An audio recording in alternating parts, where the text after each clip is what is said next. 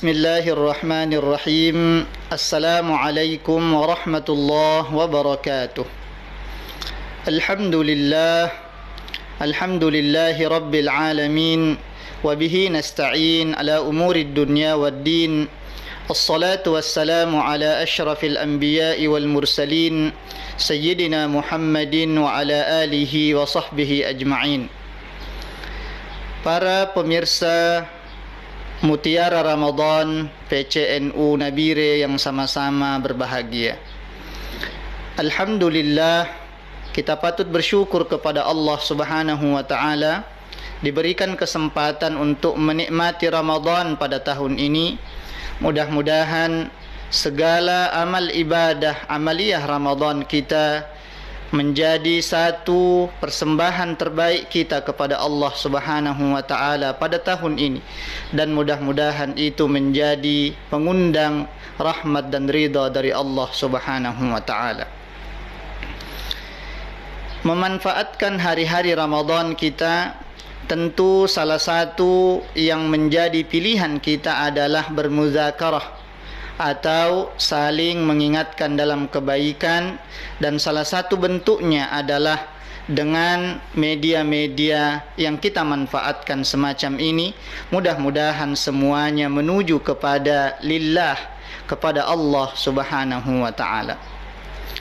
Kembali melihat konteks Ramadan kita, yaitu puasa Ramadan kita yang kita lakukan sebagai ibadah kita, yang kita laksanakan setiap kali Ramadan tiba, akan selalu memberikan nilai yang tidak akan ada habisnya untuk kita gali. Seberapapun banyaknya ulama kita menjelaskan, seberapapun seringnya kita mendengarkan ayat-ayat tentang puasa dikaji dan ditafsirkan, akan selalu ada sisi di mana puasa itu memiliki nilai dan rahasia yang bisa kita ambil sebagai hikmah. Adapun pada kesempatan ini kita akan fokus untuk melihat kira-kira seperti apakah puasa Ramadan itu membawa kita untuk betul-betul berpuasa secara utuh.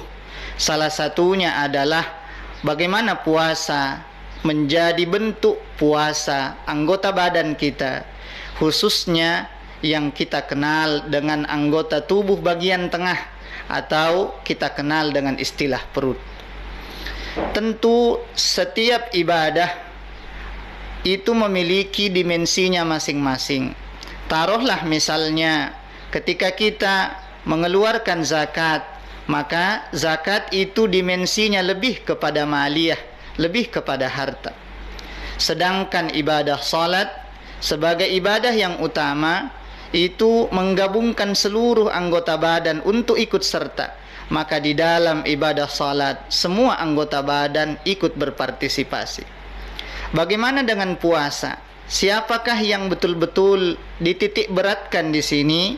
Ternyata salah satu anggota badan yang betul-betul kita gunakan untuk beribadah, salah satunya adalah rongga badan kita bagian tengah atau perut kita, para pemirsa yang sama-sama dimuliakan oleh Allah. Secara umum kita semua mengetahui bahwa as-siyamu, berpuasa, adalah al-imsaku anil mubtilat, menahan diri dari hal-hal yang membatalkan puasa.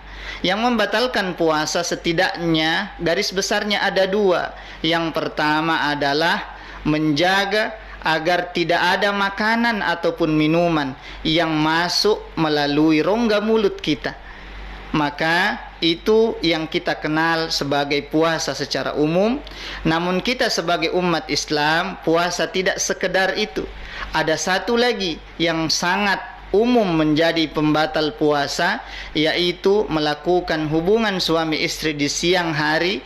Itu juga menjadi mubtilat, menjadi pembatal puasa, dan dua garis besar ini berkaitan dengan perut. Ya. Kalau makan dan minum sifatnya mengisi perut dari atas, kalau hubungan suami istri ini, bahasa ulama juga menganggap ini adalah bagian dari perut bagian bawah.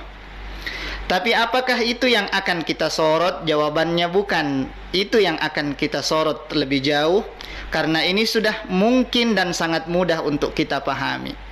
Ternyata ada sebuah ungkapan dan kajian ulama kita yang memberikan gambaran bahwa ternyata ketika kita berpuasa ada rongga-rongga perut kita yang sifatnya berada di bagian dalam, yang selama ini entah pernah atau tidak pernah kita libatkan dalam ibadah kita secara utuh. Maka di puasalah tempatnya kita melibatkan mereka. Di mana itu misalnya? Taruhlah kita mulai dari tenggorokan.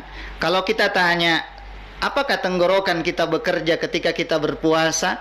Betul, dia istirahat, tapi istirahatnya itu adalah menahan, dan itulah bentuk puasanya tenggorokan. Lebih ke bawah lagi, ke bagian-kebagian bawah di dalam diri kita ini, ternyata ketika kita berpuasa, oh inilah ibadah di mana rongga-rongga bagian dalam itulah bekerja. Dan sesungguhnya kalau kita mau mengatakan apakah puasa yang disyariatkan di dalam agama kita ini adalah puasa perut, betul, dia adalah puasa perut, tapi bukan perut yang sifatnya diisi dari atas saja atau yang berada dari jalur bawah saja, tapi sampai ke dalam perut kita. Itulah sesungguhnya yang kemudian bekerja atau menahan diri ketika kita berpuasa.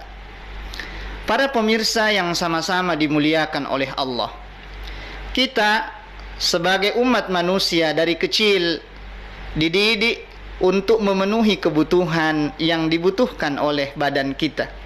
Maka kemudian kadang-kadang kita setiap lapar sedikit langsung mau mencari makanan, karena memang itu yang kita anggap sebagai kebutuhan. Namun ternyata bukan hanya kenyang yang kebutuhan kita, tapi ternyata tubuh kita juga butuh lapar. Dan lapar itu adalah kerja-kerja dari perut kita, kerja dari anggota badan kita yang di dalam. Maka dengan mempuasakan perut kita, semoga kita menjadi orang-orang muttaqin. Sebagaimana Allah firmankan dalam Al-Quran, Allah menutup ayat puasa dengan kata-kata la'allakum tattaqun. Mudah-mudahan kita semualah hamba Allah yang bertakwa. Mudah-mudahan kita selamat di dunia dan selamat di akhirat kelak. Lebih dan kurangnya mohon dimaafkan. Wallahul muwaffiq ila aqwamit thariq. Wassalamu alaikum warahmatullahi wabarakatuh.